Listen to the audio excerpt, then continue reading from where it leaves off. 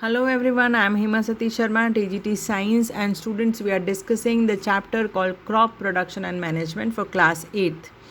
Today we are going to take up the topic which is called harvesting.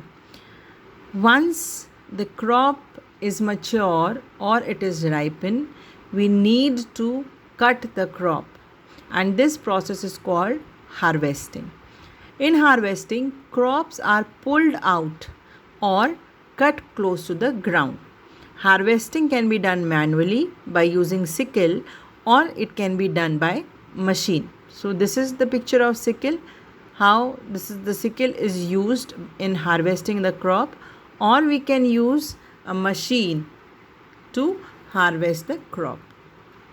Threshing is the process in which the edible part of the grain is removed from inedible part of the plant.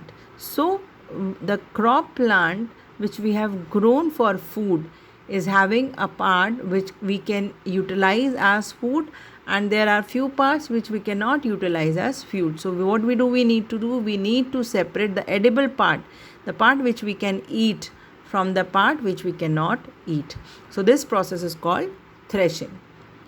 After threshing, so now what we have done, we have harvested the crop, we have separated the edible part and non-edible part. Now this edible part is mixed with the non-edible part. So now we need to separate edible and inedible. For that we use the process of winnowing or wind winnowing.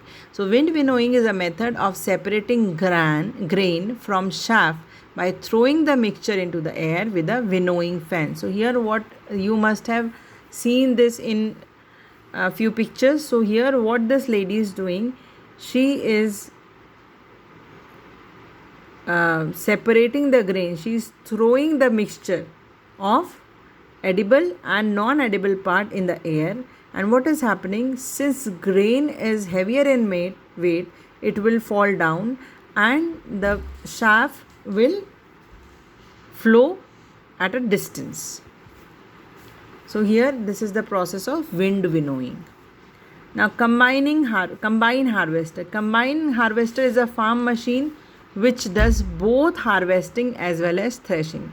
So when we use a combined harvester, what happens, at the time of harvesting, threshing is also done.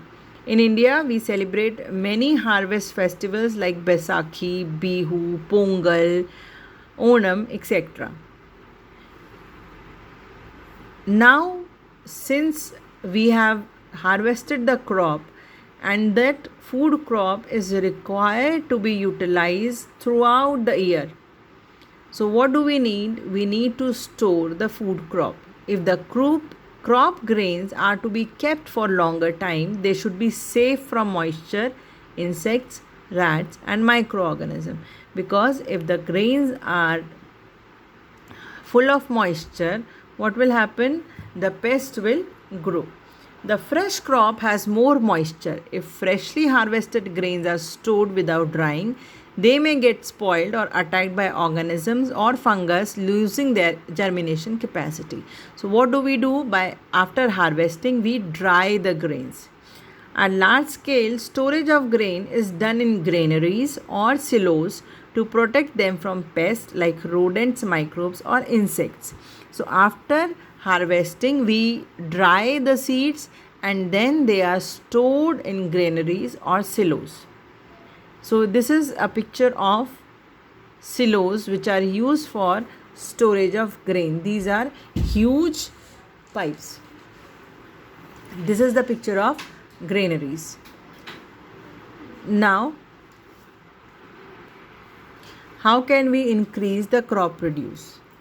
Crop produce can be increased by increasing the land under cultivation, but the land is limited.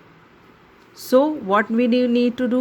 We need to improve the methods of agriculture, and we need to develop better varieties of crops by plant breeding.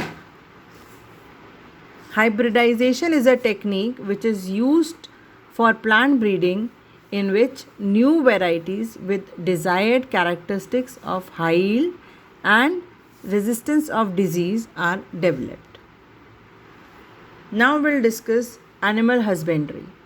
So the breeding and raising of domestic animals for food and other purposes is called animal husbandry. Meat or egg yielding animals such as goat, poultry animals like chicken, duck and turkey, fish, sheep, when are bred and raised so that they can be used for food purpose or for fiber purpose is called animal husbandry. Milch or milk yielding animals such as cow, buffalo, goat and camel are called milching animals, and their rearing is called dairying. Large scale rearing of fish for food is known as pisciculture, and large scale rearing of honeybee to get honey and beeswax is known as apiculture. So here you can see few pictures of poultry farm, apiculture, dairying and fish culture or pisciculture. So that was all about the chapter crop production and management. Thank you.